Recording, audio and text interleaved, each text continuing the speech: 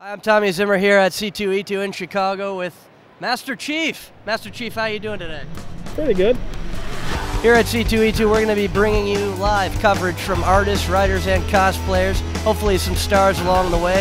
We hope you stay tuned to the rest of our coverage here at C2E2 2013. How does it feel, battling the enemy again? Feels good. Like what I'm supposed to do. Do you feel you're supposed to do that, or do you feel you're engineered to do that? Same answer, isn't it?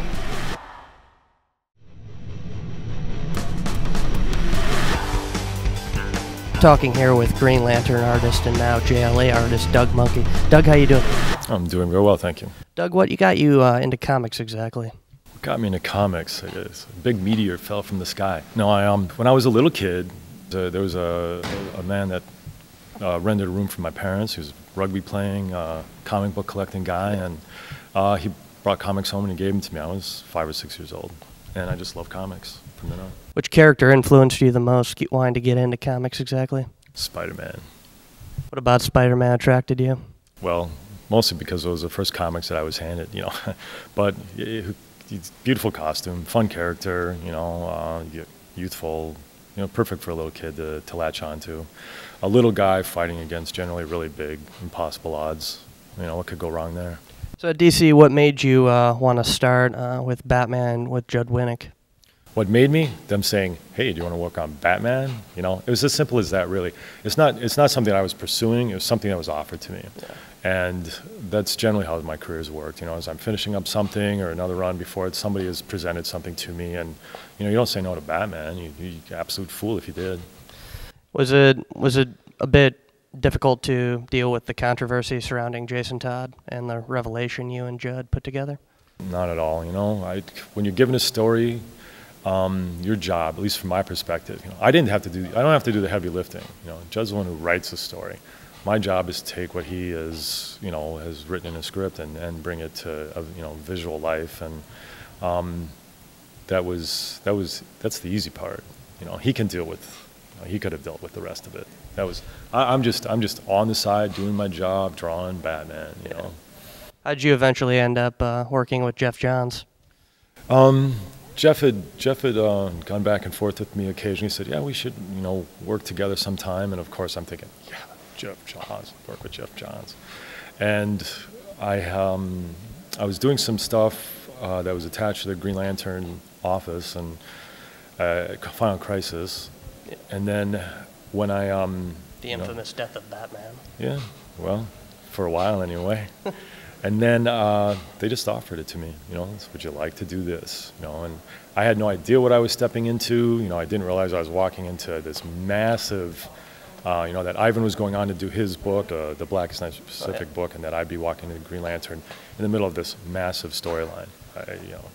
I never get to just walk in and just go, it's all just, roses and sunshine and easy. And it was massive schedule, all this stuff had to, to be nicely segued, and these books all relying on each other, and deadline, and big story, and whoa, How'd you guys go about organizing everything, coordination and everything? Skin of our teeth, really. But the artist's perspective is simple. You're waiting around for your script. Once you get your script, then if there's specific things that have to be done, then your editors, well, that's their job to step on you and to try to persuade you to move faster or to get this imagery done, because there were so many things that were interconnected. Visually and other books, like some of the satellite books needed images, and so if they need something ahead of time, then you work on that. But it's not too hard. How'd you feel about working on such a big scale of a story like Blackest Night?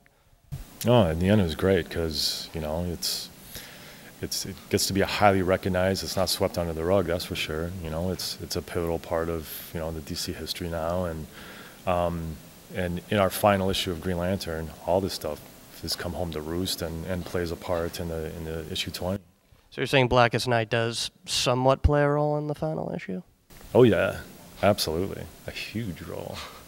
Does it have anything to do with any Black Lanterns coming back into the swing of things? I don't know. I would, Everything that Jeff has worked on ends up in issue 20.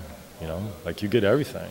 He throws a kitchen sink at you. It's It's a fantastic story, and it's incredibly tight, ties up really well, and anybody who's truly a Green Lantern fan is going to enjoy that aspect of the book. Like, everything is there that's been a part of his 9 years of Green Lantern.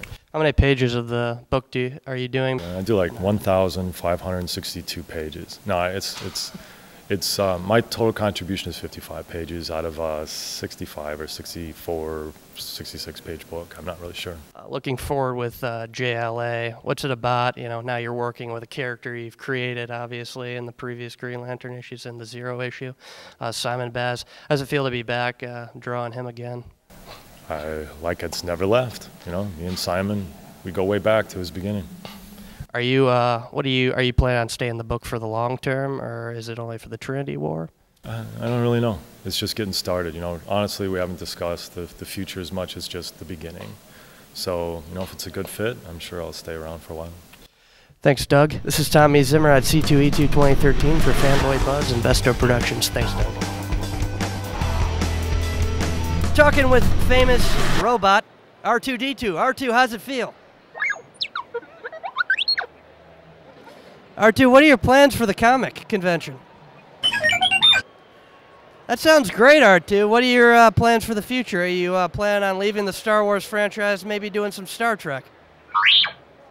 Now, don't say that. You know, you have a lot. You have a lot more you can do, man. You can do so much more. What are you telling me that for? You can do. You have so much integrity, man. So what's happening with the new Star Wars franchise with J.J. Abrams taking over? Are you a little scared about coming back? I mean, it's been many years since you've been in the films. Okay, I'll take that as he's a little bit scared. R2, are you planning on looking forward to being back with your friends Harrison Ford, Mark Hamill? So you don't look forward to seeing Harrison Ford back?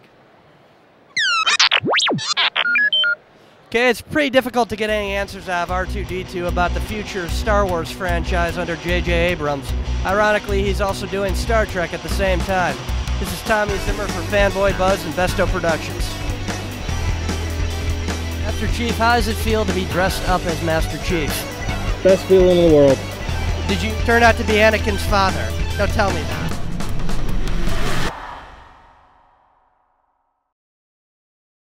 Do you know about Bestow Productions? We're the area's leader in video production. We provide quality, award-winning, and professional work in television commercial advertising, video for the web, video content for direct distribution, video on demand, and so much more. Give us a call at 570-486-4948 and see what Bestow can do for you. And now you know.